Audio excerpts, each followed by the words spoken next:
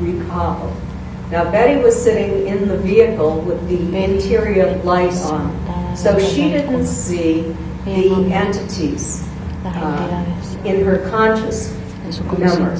It was Barney who left the car, who looked up and into the craft with binoculars, who followed the craft as it crossed over the highway in front of them, and who stood in this field where the craft was hovering only probably 50 feet off the ground and 100 feet away. And Barney was a confirmed skeptic at that time, and he held the binoculars to his eyes, and he saw what he saw, figures dressed in black, shiny uniforms that were, quote, somehow not human. One was wearing a kind of cap on his head, he thought, that looked like an officer's cap, but I have to tell you, as an investigator, I have photographs of non-human entities, and a lot of those photographs show headgear, technological devices that I think that Barney could have very easily mistaken for an officer's cap. So that is a conscious recall. Black shiny uniforms, with human shape, very spindly arms and legs compared to human arms and legs. Heads that were a little bit larger than our heads in proportion to the body. And he was terrified by one who remained at the window when the others turned and walked to what Barney thought was a panel. And he could see their arms go up, he could see them all the way to their knees. And when this happened, the craft tilted a little bit. The little red lights on each side of the craft started to slide out on fin-like structures. This is not the only case in history where that happened. It did happen in the past to other people.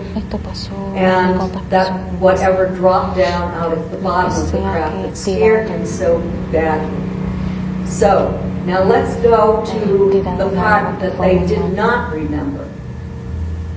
This was revealed through separate hypnosis sessions with Dr. Benjamin Simon, a neuropsychiatrist, who invented a hypnotic technique when he worked for the Mason General Hospital on Long Island during World War II as the head of the psychiatric unit, treating victims of the war who had shell shock, it's what they called it, conversion hysteria, where they might be blind without a physiological reason or unable to walk without a physiological reason. He developed a technique that he could use to heal these soldiers, even though other psychiatrists had not been able to. And so he was renowned in his field for doing that, for resolving the trauma that they had gone through in the battlefield. And so he was a perfect person for Barney to see, because this bothered Barney so terribly that he was seeing a psychiatrist. He also missed his sons who were in Philadelphia, but he was making a good adjustment to his life in New Hampshire with my Aunt Betty. And one day when he was talking to that psychiatrist, he mentioned the event that happened up in New Hampshire and how badly that had bothered him and how he just wanted to forget about it. But he couldn't forget about it. And my aunt refused to forget about it. She wanted to investigate it. She wanted to learn all that she could. Now this was to remain confidential. They worked with scientists and they worked with military officers. And they worked with, NICAP, the National Investigation Committee on Aerial Phenomena. But these were scientists too. The first investigator was Walter Webb, who worked at the Hayden Planetarium in Boston. And he was an astronomer. So Dr. Simon was able to see Betty and Barney separately for a period of 6 months. He took them one at a time, and then he reinstated amnesia for what had happened. So they couldn't compare notes. And to get to what they saw, there were 2 groups of entities who worked with them. The ones who stopped them in the road were similar to what we think of as the small grays. And you can see a painting on the wall in the museum of the smaller grays. They were 3.5 to 4 feet tall. Their heads were much larger in proportion to their bodies than ours, and they had spindly arms and legs.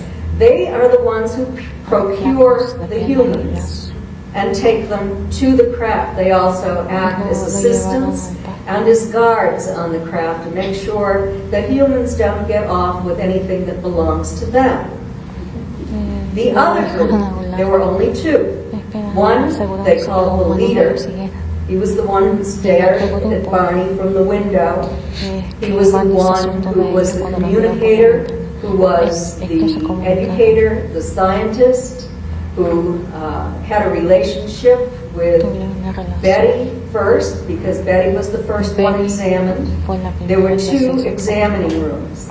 Now what happened is they were stopped in the road by those little ones. They were taken onto this craft into separate examining rooms. So in the craft, the hallway was dimly lit, and the rooms were dimly lit, except for sometimes there was a very bright light. Betty and Barney both kept their eyes closed for most of the time because they were so terrified. Even though the entities were attempting to relieve their anxiety, their fear, by saying, we're not going to harm you, you have no reason to be afraid, we just need to do a few simple experiments and then you'll be on your way, that kind of thing. Communication. Betty and Barney remembered seeing like a membrane. It was either over the mouth or it was inside the mouth. They heard a sound, a weird sound being emitted, almost like a low buzzing or mumbling, but I cannot make that sound. And they understood them in English. So Betty and Barney understood what they were conveying in English, sort of like telepathic communication or some kind of communication device, I suppose. Now, the taller entities were 4.5 to 5.5 feet tall, Betty guessed, more like 5 to 5.5 feet tall. They all had barrel chests, kind of round torsos, thin limbs, and the 2 who were the scientist communicator and the physician had smaller heads in proportion to their bodies than the smaller ones who procured them. So the leader, as Betty called him, and the examiner looked a little bit different. They had individual differences, just as we do. They were completely bald, completely hairless. They had eyes that were larger than our eyes, that wrapped around the side a little bit.